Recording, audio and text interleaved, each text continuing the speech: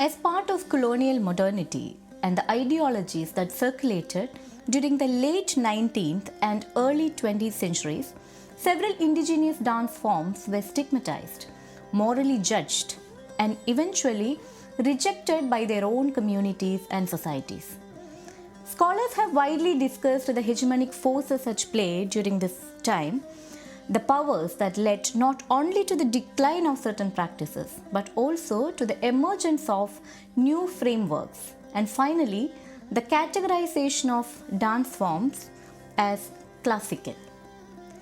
Mohiniyattam, which existed as a social performance practice during this period, the late 19th and early years of 20th century, in certain regions of Kerala, especially in the central Kerala, was quite exclusive in its way of development. As we discussed in the previous video, it came to be viewed as an immoral art.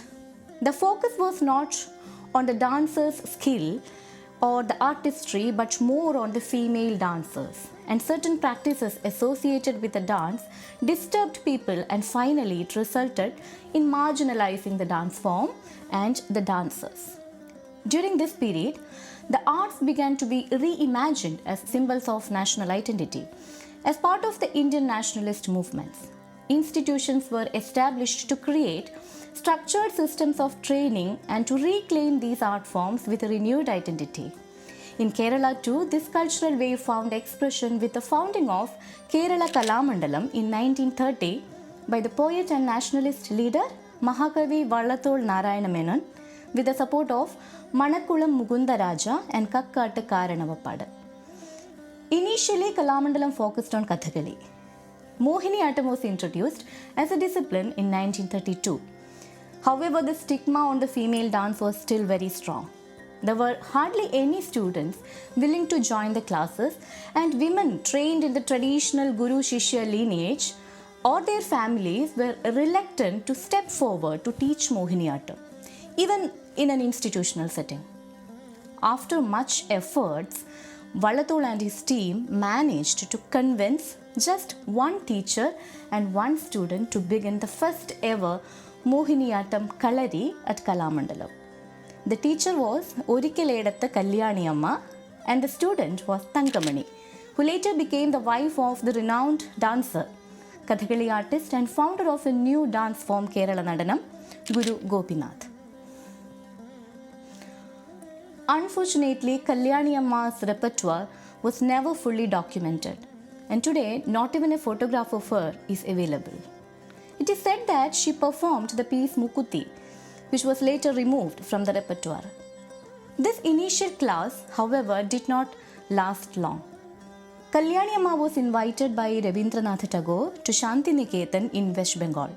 She also travelled across parts of North India, and the records suggest that she passed away due to ill health soon after.